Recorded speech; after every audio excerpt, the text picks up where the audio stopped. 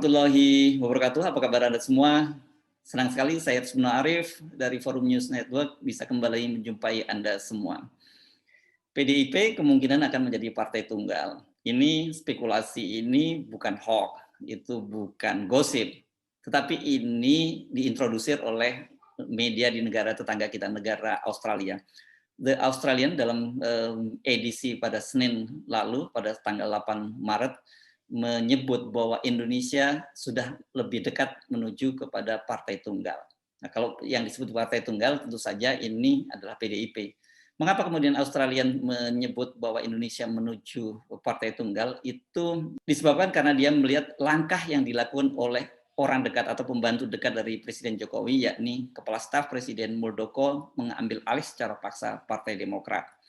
Kalkulasinya, hitung-hitungannya dengan Demokrat masuk ke dalam kubu pemerintah, maka tinggal satu partai oposisi, yakni PKS. Artinya kalau sekarang belum menjadi partai tunggal, itu sudah menjadi konsorsium partai-partai pemerintah. Dan kita bisa sebut sebagai penguasa tunggal, karena tentu saja PKS tidak lagi signifikan sebagai partai oposisi, dia tinggal pemanis di parlemen. Kemungkinan terjadinya Indonesia menuju partai tunggal, ada skenario menjadikan Indonesia partai tunggal itu sebenarnya sudah cukup lama diingatkan oleh Jenderal TNI Purnawirawan Gatot Nurmantio. Ingat pada waktu dia masih menjabat sebagai Panglima TNI, pada waktu itu dia sering menyebut soal adanya proxy war. Sebenarnya proxy war ini adalah peringatan dari Gatot Nurmantio tentang adanya upaya skenario menuju partai tunggal. Hanya saja tentu saja sebagai seorang pejabat resmi dari pemerintahan, dia membungkusnya dengan istilah proxy war. Sekarang coba kita kalkulasi, kita hitung-hitung, apakah mungkin partai tunggal itu bisa terwujud dalam situasi sekarang? Kita tahu saat ini ada 9 partai, dan 7 partai itu ada di kubu pemerintah. Sebenarnya sih hanya 6, karena PAN kan secara resmi itu belum masuk dalam pemerintahan. Tetapi entah mengapa The Australian menyebutnya bahwa tinggal PKS kalau kemudian Demokrat berhasil diakuisisi oleh pemerintah, yang PKS saja yang berada di kubu oposisi. Jadi kita menggunakan logika dari The Australian saja. Dia menyebut saat ini pemerintah itu sudah menguasai 74% kursi di parlemen. Dan dengan bergabungnya Demokrat, maka dalam hitung-hitungan dari The Australian, total suara atau total jumlah kursi yang dimiliki oleh pemerintah di parlemen itu mencapai 83%. Angka ini sebenarnya tidak akurat. Mengapa? Karena kalau kita cuma menghitung PKS yang berada di luar pemerintahan, maka total suara yang dimiliki oleh pemerintah itu lebih dari 91%. Mengapa? Karena PKS saat ini memiliki 50 kursi di DPR RI. Atau kalau kita persentase sekitar 8,69%. Sementara Demokrat itu memiliki 54 kursi. Jumlahnya itu 9,31%. Kalau dua partai ini bergabung, itu tidak cukup, tidak mencukupi sampai 20% batas ambang kursi di parlemen. Jadi sekitar 17-18% saja kursi yang dimiliki. Tetapi berapapun hitungannya, kalau kemudian hanya tinggal PKS yang berada di luar pemerintahan atau di parlemen, maka otomatis sebenarnya pemerintahan kita saat ini sudah dikuasai oleh konsorsium tunggal dari pemerintahan.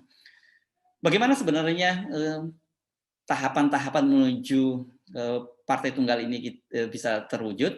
Pertama tentu saja berkaitan dengan presidensial threshold.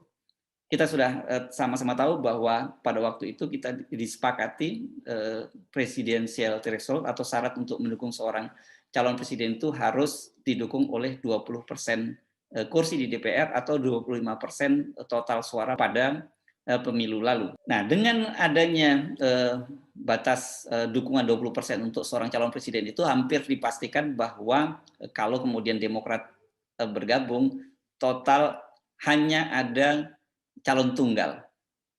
Kalau toh kemudian ada calon lain, itu hanya calon pendamping atau calon boneka saja, dan itu biasanya akan dimajukan dari partai-partai pendukung pemerintah saja. Siapa yang akan menjadi calon presidennya sudah bisa dipastikan itu adalah calon presiden yang didukung oleh PDIP. Kenapa? Karena suara PDIP saat ini tertinggi. Sementara untuk calon presidennya itu partai-partai pendukung yang lain itu silahkan berunding atau bahkan berebut. Tetapi kursi calon presiden pasti dikuasai oleh PDIP. Itu jadi langkah pertama. Karena itu siapapun calon yang diusung oleh PDIP dipastikan akan terpilih menjadi calon presiden. Polanya kira-kira bisa seperti yang dilakukan di Pilkada di Solo. Kita tahu putra Jokowi, Gibran Rakabuming pada waktu itu hampir menjadi calon tunggal. Tapi tiba-tiba kemudian muncul calon independen, yakni seorang ketua RW dan seorang tukang jahit. Ini kan hanya formalitas supaya tidak terkesan ada calon tunggal. Maka terpilihlah kemudian Gibran. Pola semacam ini bisa dilakukan pada Pilpres tahun 2024. Jadi sekali lagi siapapun yang diusung oleh PDIP dipastikan akan terpilih. Tahapan kedua untuk menuju calon tunggal ini seperti kita ketahui sudah disepakati bahwa pada tahun 2024 itu akan dilakukan pemilu serentak. Jadi kalau semula Nasdem dan Golkar ngotot ingin ada pilkada pada tahun 2022, dan kemudian juga pilkada serentak pada tahun 2023 setelah digrill ya, dikumpulkan oleh Presiden Jokowi, akhirnya Nasdem dan Golkar balik badan. Mereka mendukung adanya pemilu serentak pada tahun 2024. Dampak dari pemilu serentak ini tentu saja sangat serius. Kita mengenal yang disebut dengan namanya kotel efek atau efek ekor jas. Apa itu efek ekor jas? Efek ekor jas ini adalah partai apapun yang punya kandidat menjadi seorang calon presiden, maka dia akan mendapat limpahan elektoral, dia akan mendapat suara terbanyak.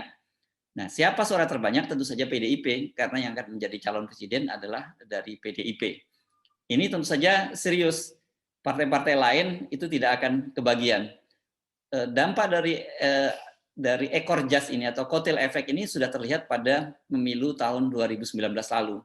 PDIP mengusung calon presiden Jokowi, sementara wakilnya Ma'ruf Amin.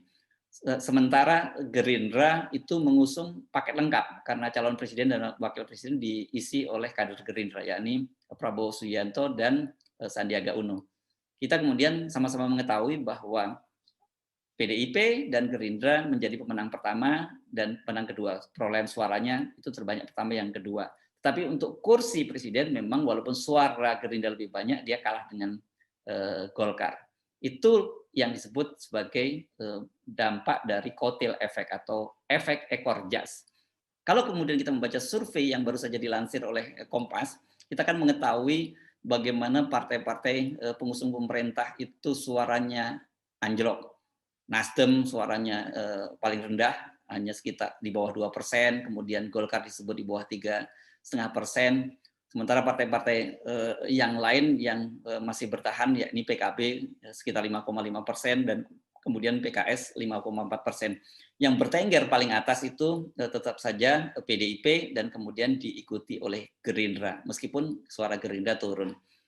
Jadi artinya apa? Kalau kemudian dengan hasil semacam itu, kalau ambang batas parlemen itu 5%, maka suara partai-partai seperti Golkar, Nasdem, PAN, dan lain-lainnya itu akan turun di bawah 5%. Mereka tidak akan lolos parliamentary threshold.